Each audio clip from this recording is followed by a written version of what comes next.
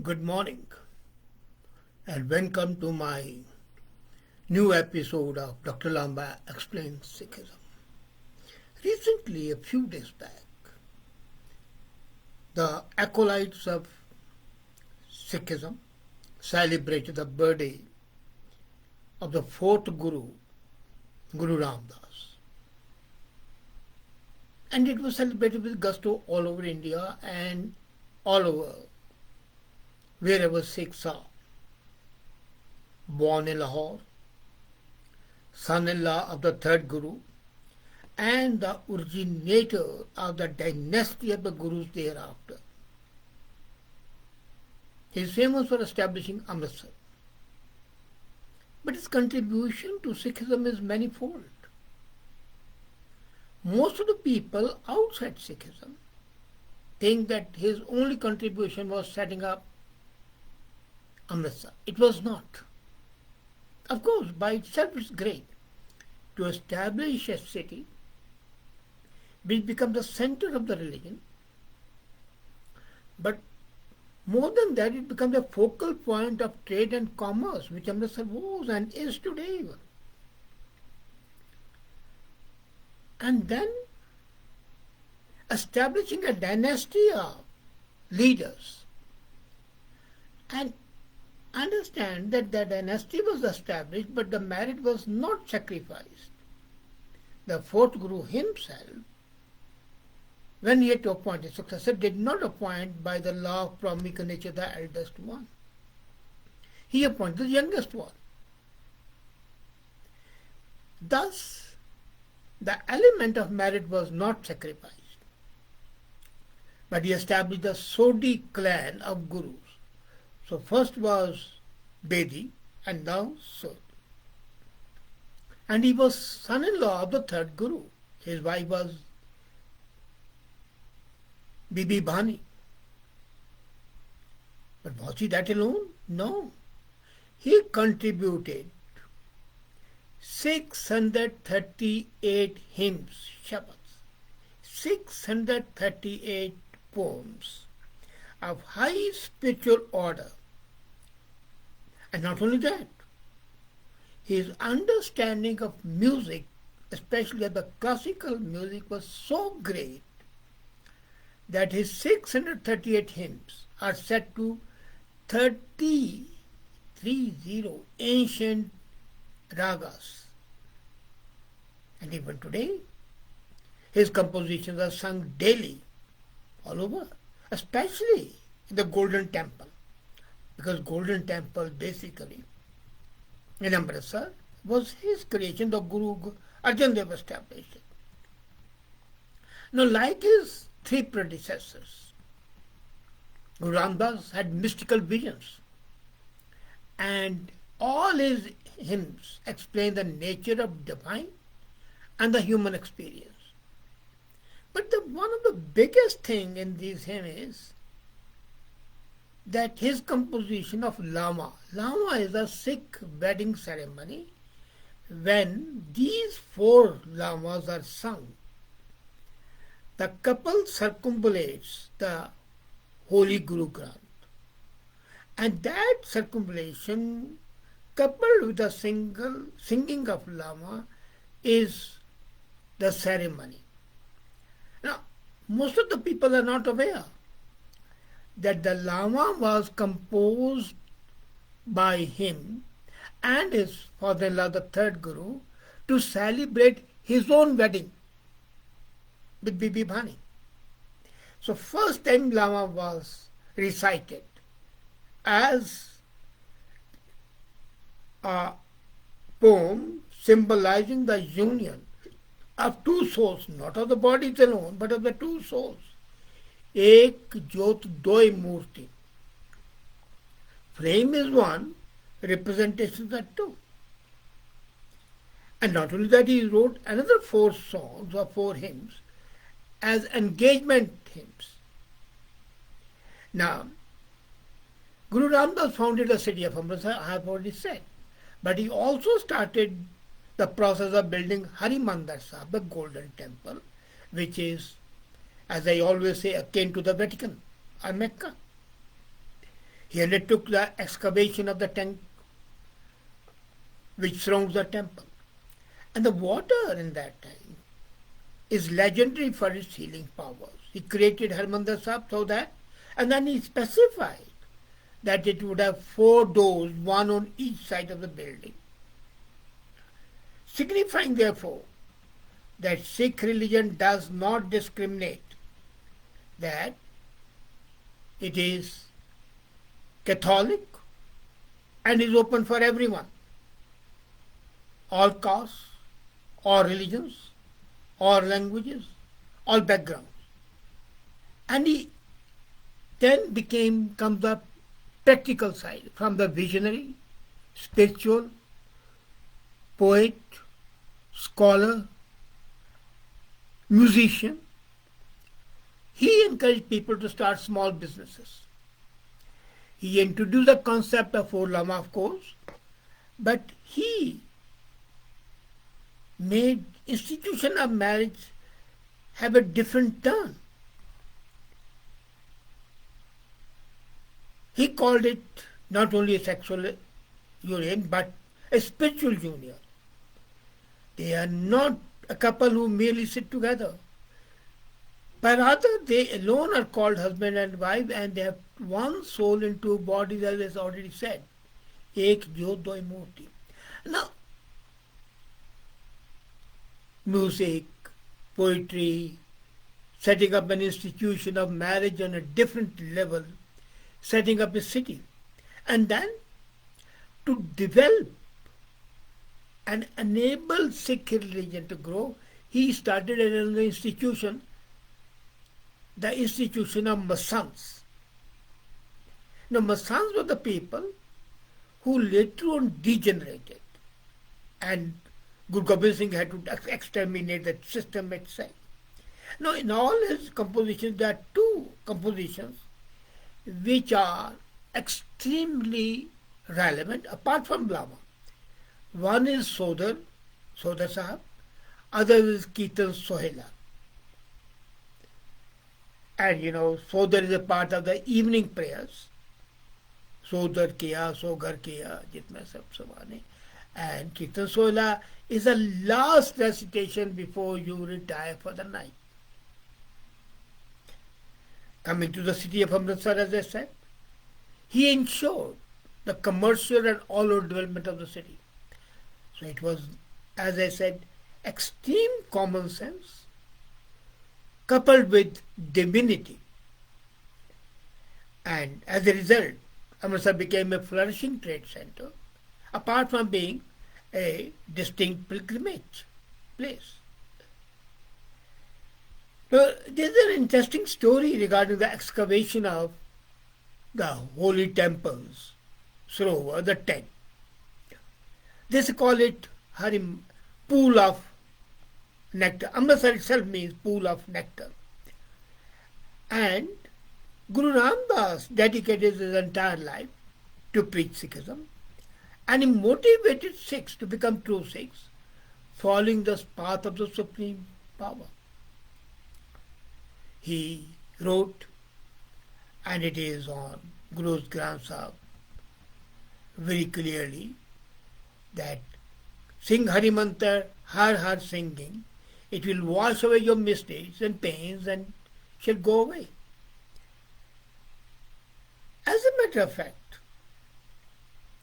he had a multifaceted personality. And I found that his composition, ragas and everything, was an amazing thing because he was not educated in the ragas. He developed it instinctively. And all his hymns covered the variety of topics. Then another thing he did was that he insisted, or rather escorted Sikhs to rise before dawn and meditate. And during the early hours, you should rise, have a bath, clean yourself. And when you're cleaning yourself, keep on repeating the name of God. and thus you will wash away the sins of the soul along with the dirt of the body. And this is on page 306 and 305 of Guru Granth Sahib, where he says that as you are cleaning your body, it's important to clean your soul as well. And then he writes, the name of the God fills my heart with joy, my great fortune. Now I'm quoting from Guru Granth Sahib, translated by Dr. Gopal Singh, which is a great translation, let me tell you. And he says, the miracle of the God's name is attained through the perfect Guru, but only a rare soul walks in the light of Guru.